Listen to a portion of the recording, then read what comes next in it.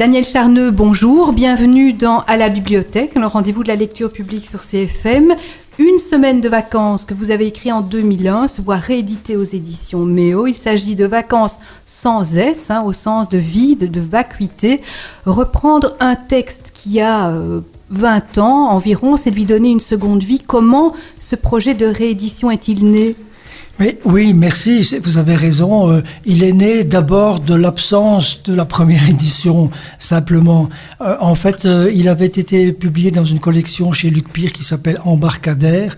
Et lors de la faillite, je pense, des éditions Luc Pire, cette collection a cessé. Donc les livres n'étaient plus disponibles dans le commerce depuis très longtemps. Et comme cet ouvrage avait eu un certain succès à l'époque, je souhaitais que des lecteurs contemporains puissent encore y avoir accès.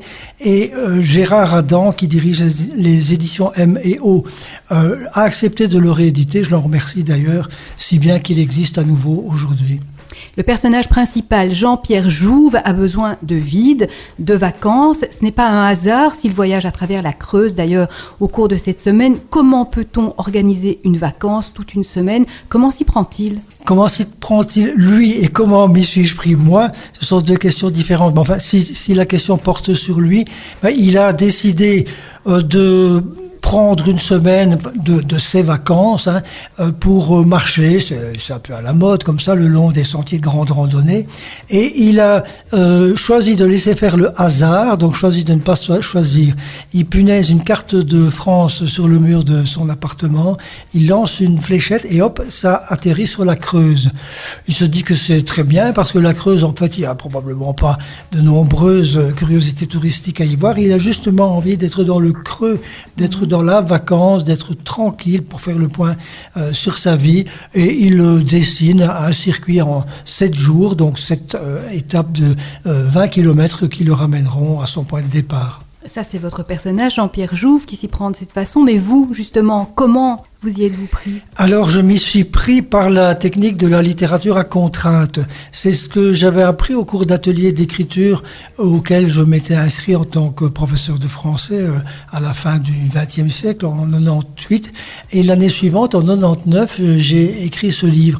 Et comme ce qui nous stimulait beaucoup en atelier d'écriture, c'était la contrainte, donc c'est une émanation du groupe français Oulipo qui décide que pour faciliter l'écriture, il faut s'imposer de nombreuses contraintes. Ce que les classiques faisaient déjà dans une tragédie classique ou dans un sonnet, on ne fait pas n'importe quoi. Et donc, la contrainte que je me suis imposée, c'est de travailler sur le nombre 7. Donc, une semaine, 7 jours. Il y a aussi 7 péchés capitaux. Rome compte 7 collines. On a les 7 nains de Blanche-Neige. Donc, dans un chapitre, quelqu'un va devoir éternuer, ça va faire atchoum, etc., etc. Et c'est comme ça que j'ai travaillé pour construire les 7 jours qui sont les 7 étapes, les 7 chapitres de ce livre. Vous êtes l'auteur, Daniel Charneux, d'une vingtaine de titres, des romans, beaucoup de romans, des poèmes, des essais, des nouvelles. Vous publiez pratiquement un livre par an. Une semaine de vacances, c'est votre premier livre qui se voit réédité.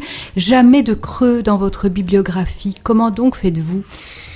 Oui, jamais de creux. C'est peut-être pas tout à fait le cas.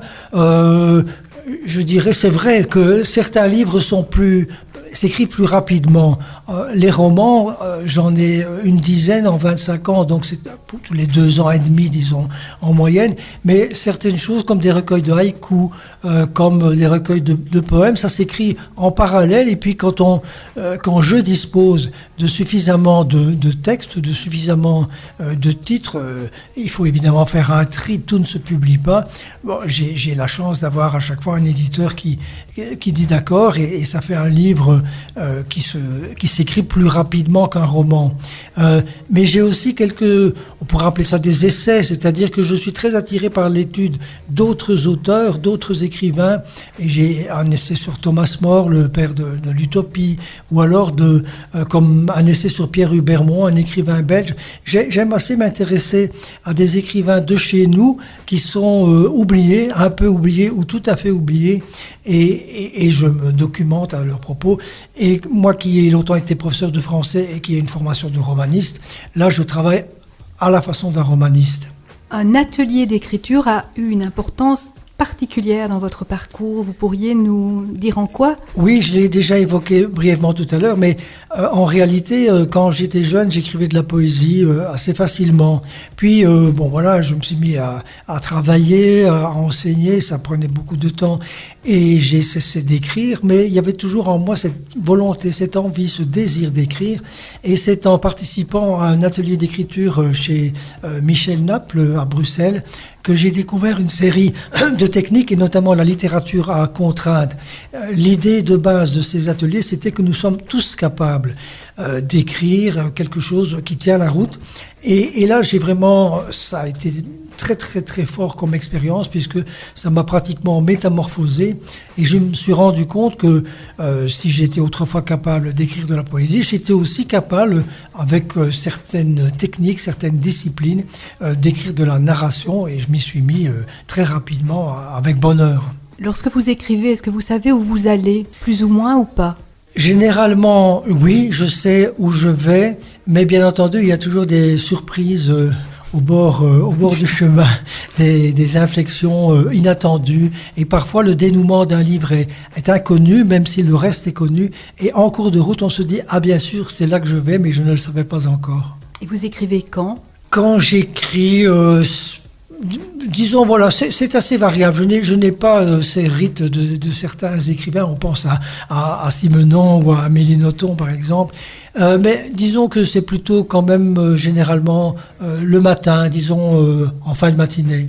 Merci beaucoup Daniel Charneux d'être des nôtres à l'occasion de la réédition de votre premier livre intitulé « Une semaine de vacances » qui est édité par les éditions Méo.